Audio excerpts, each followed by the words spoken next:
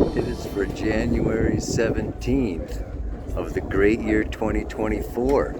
And this is the cable car going up Table Mountain in Cape Town. Woo-hoo-hoo-hoo-hoo.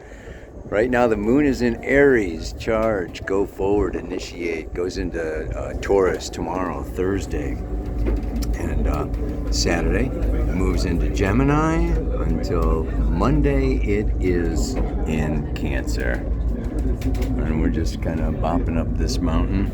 The main thing I want to be talking about to you today is the sun coming into conjunct Pluto. And together they will go hand in hand into Aquarius. So Saturday they conjunct, and then the sun first, and then Pluto shortly thereafter goes right into Aquarius together on the same day. Very, very, very magical. Mercury is in trine to Jupiter on Friday, same day that Venus is in square to Neptune. So these are the major aspects. Venus is like moving through Sagittarius, getting later and later and later. She's squaring Neptune just before she goes into Capricorn. That's Lion's Head right down there. Check it out. And we are going up, up, up, and away. All right, everybody. That is water back there. I do have some water in the Pele report, but it's pretty dry. Mountain goat, Capricorn, climbing the rocks to the top of the mountain. When I'm done here, I'll give you a shot of the whole vista. But there's just nothing like rock and mountains for the solid sense of time and the wind and erosion and the rain and the years and years and years of weather, and they just stand. Boom. This is power. This week's song is The Power of Love. There's all kinds of different power. Pluto symbolizes power, Kundalini power. It is the power of death, of transformation, of metamorphosis, of death and resurrection. It is the underworld, and the seed goes down into the underworld in fall and lays underneath the blanket of snow, only to rise again in the spring.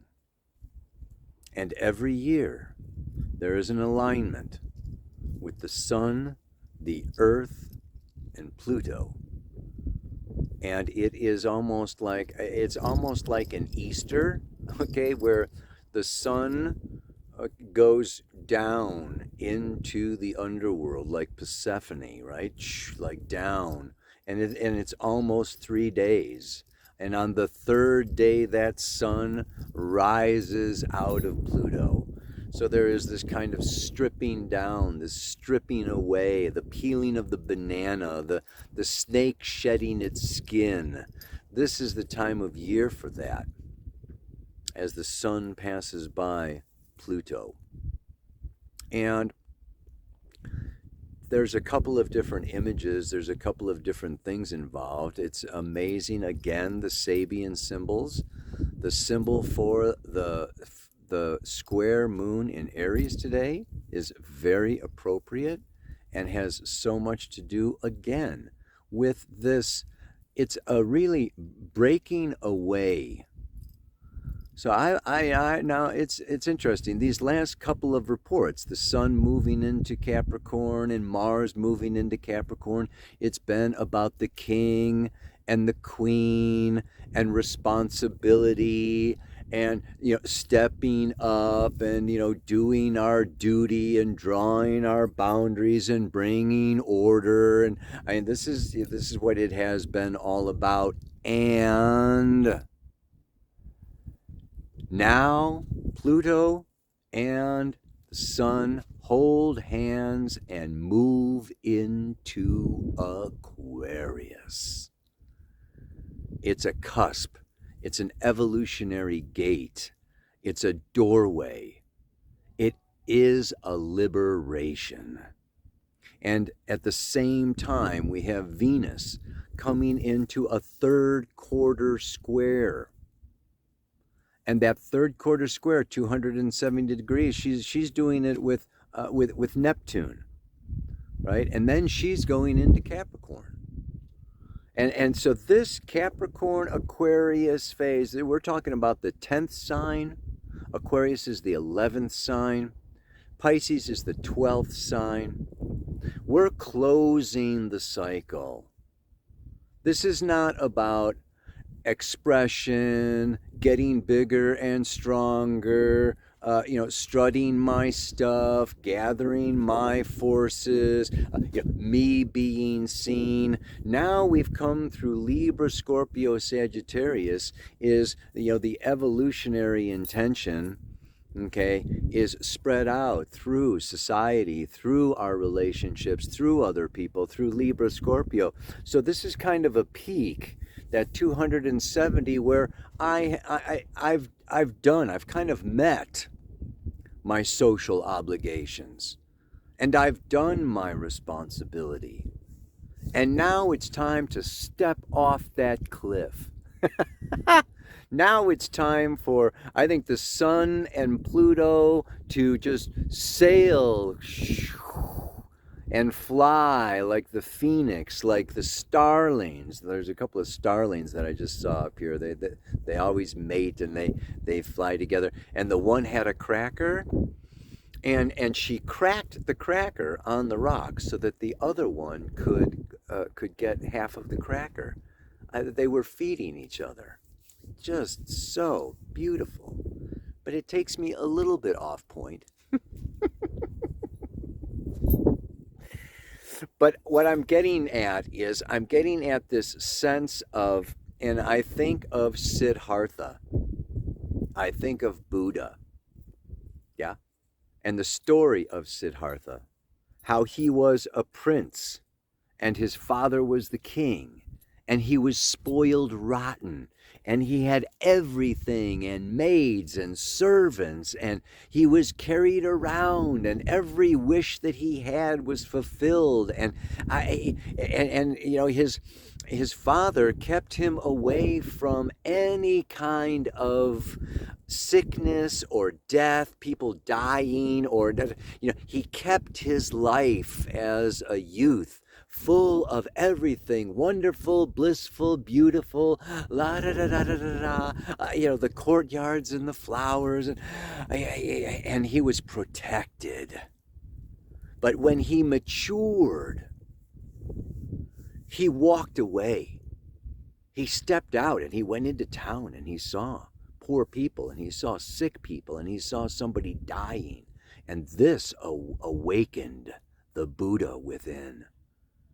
This is stepping away from what we have built, from what has provided us security, from what has supported us, from what has lifted us, from where we get our applause and our adoration and our sense of being important and living a meaningful, purposeful life. And this is going off into the unknown. Aquarius is the unknown. Aquarius is the future. Aquarius is enlightenment. And it's outside of the norm. It's outside of the convention. It's outside of society. It's outside of the institutions. It's off stage. And so there comes this, and the sun coming to Pluto, it's almost like it's a death of our reputation, or a death of who we, are in the eyes of other people. And it's the next stage, the next step is to let go of public opinion, to let go of the opinions of other people, to let go of the judgments, to let go of trying to people please and meet all the duties and responsibilities, because I have a duty and responsibility to source, to great spirit, to love itself. And that involves, a true surrender. It's a higher calling. So Aquarius is friends, groups, and associations. Pluto moving into Aquarius. It's in Aquarius until September 1st. Goes up to 2 degrees 6 minutes. Then it goes retrograde. And it goes back into Capricorn until like November 16th. And then it comes back into Aquarius and is there for 20 years. We are on the cusp. We are on the threshold. We are making a transition. It's time to let go of the past, old forms of security, old relationships that maybe used to support us, used to complement us, people who used to understand us. But it's time for new friends. It's time for new like-minded souls, new associations. It's embracing the future. And this is not always like I like to say, the flock of birds doesn't like Jonathan Livingston Seagull flying away.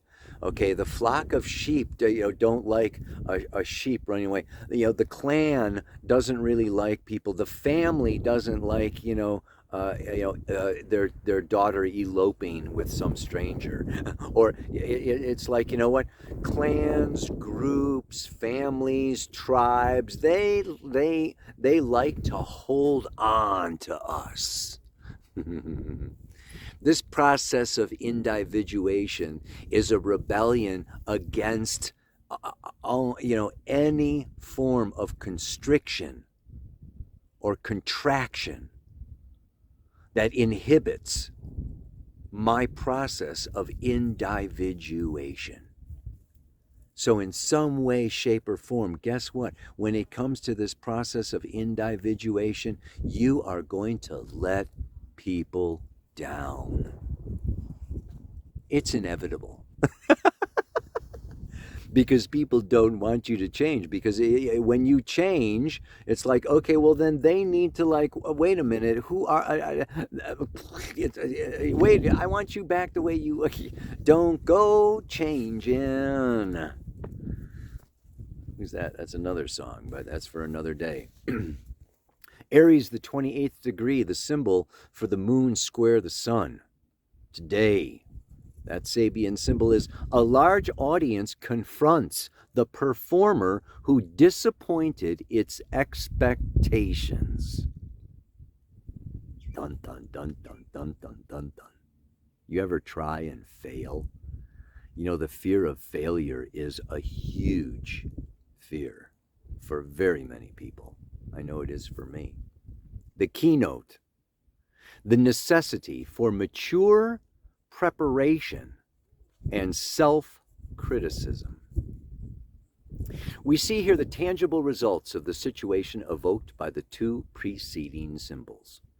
Great hopes, excited expectations cannot be sustained. The last symbol reveals the performer's state of consciousness. In this one, he is actually made fully aware of having promised to the many elements of his own personality, as well as perhaps to other human beings, more than he was able to deliver. Have you ever done that? Yeah.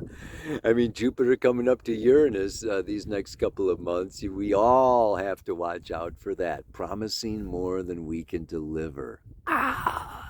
It's like you want to do it, Venus square Neptune. It's like I imagined myself, I dreamed myself, I saw myself doing it. But guess what? You're just not there. Oh, God. The issue is how to handle this situation. In one form or another, it is an often recurring situation in the life of an individual person. The manner in which it is met determines the individual's future possibilities of development and achievement. In this stage of the sequence, what's implied is the need to be more than obsessed by potentiality and subjectively involved in the use of new powers. The objective results, Capricorn, have to be considered. What this use will do.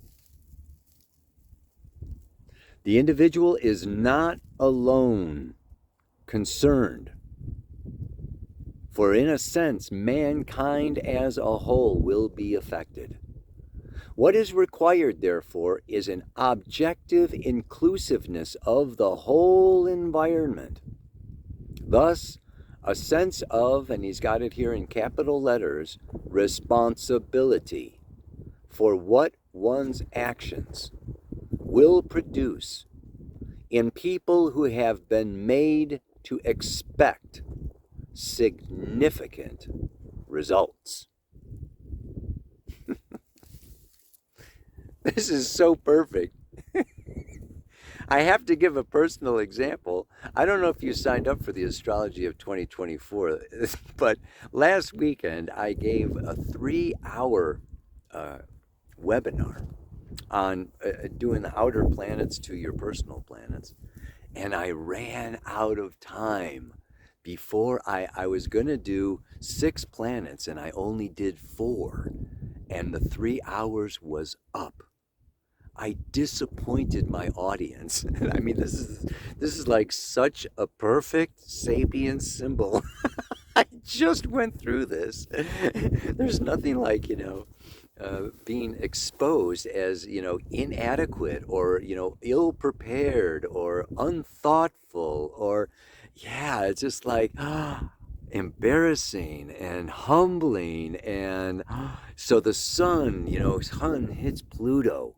I mean, Christ was crucified on the cross. How embarrassing and humbling is that, to be like, killed in front of other people or whatever? I mean, stoned, in the Old Testament, they would stone people. I mean, it was just like, whoa. It's still going on today. There's just, there's these points where what you're bringing, what you're offering, who you are, the message that you have, your set of values, what you believe, what is important to you is not going to meet the needs of everyone. You can please some of the people some of the time, but not all of the people all of the time. So I think this week, as the sun comes around, the moon is, waxing. We're going to have this full moon, coming up. Next week, I will be talking about that full moon. And, that is going to be at 5 degrees of Leo, the lion. So this transition is one of breaking away from the norm, from the conventional, being eccentric, unusual, bizarre, following a higher calling, listening to the inner guidance, come hell or high water, come applause, tomatoes, rice, rebellion. No. I am Siddhartha. I am going off. Yes, I'm letting go of the throne. I'm letting go of father's expectations. I'm letting go of, the demands of, of what was expected of me, and and I'm off to find enlightenment. So this is what I came up with now for, this week's mantra. And that is, as I step into my power, transform, and let go of my fear, I will be challenged, supported, or rejected by those I hold near and dear. This is a time I suggest you state your truth, you expose your truth, you shine your light, you stand in your power, you shed your skin, you become vulnerable, you share your authentic self, and you're going to find out who your friends are. You're going to find out who really loves you. And I'm not saying that those who love you will not challenge you. Yeah, we can be challenged. That's one thing, right? Sometimes they challenge us because they love us. But the rejection, that's another one. So you get challenged, supported, or rejected. And we can change the order of that, right? Your friends and your true lovers and those like-minded souls that are part of your future, and you're going to, create and manifest things together. They're going to support the new you. The snake without its skin, the naked banana. Yeah? They're going to support that. Others are going to check you out. Are you serious? Is this truly your authentic self? Are you bullshitting me? Is this just a whim? Are you and even that can be done out of love. Then you'll get others. I get them on my Pele reports. They just challenge, you're full of it.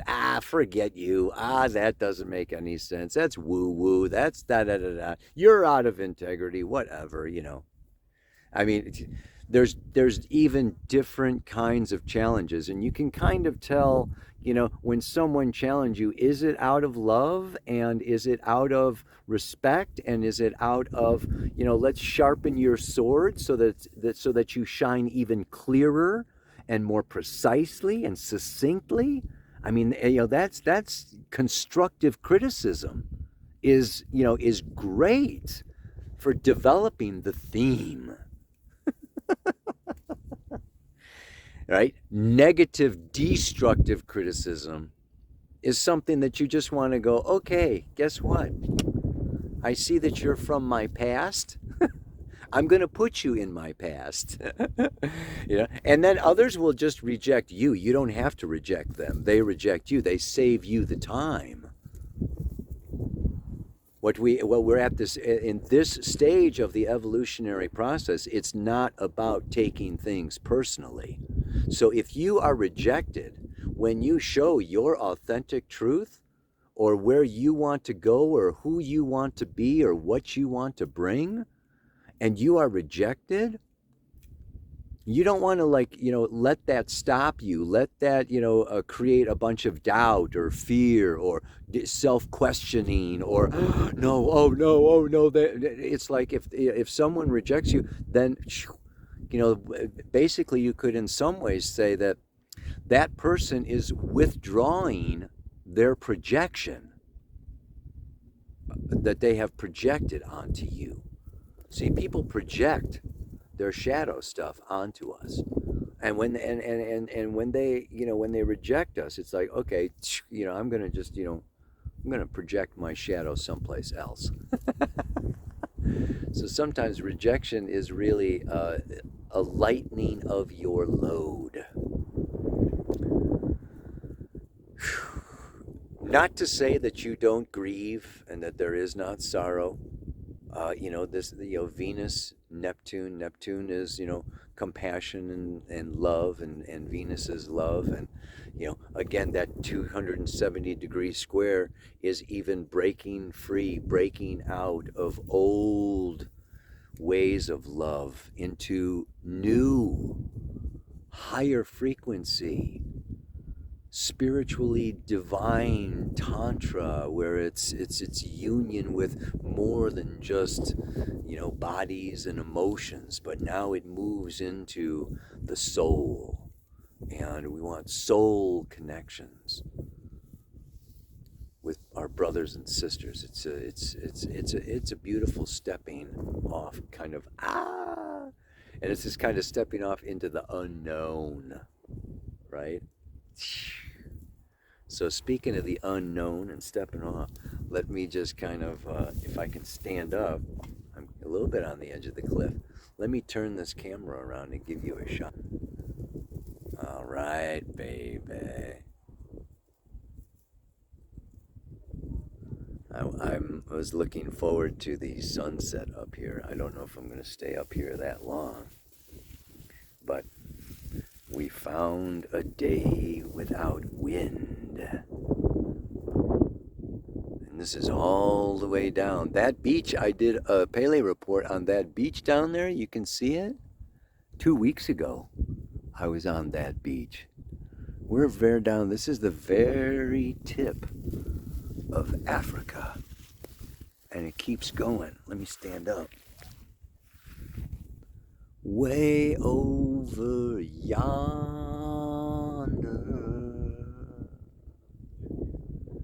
is a place I have seen.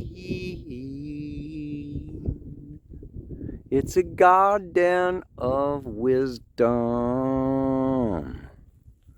from some long ago dream.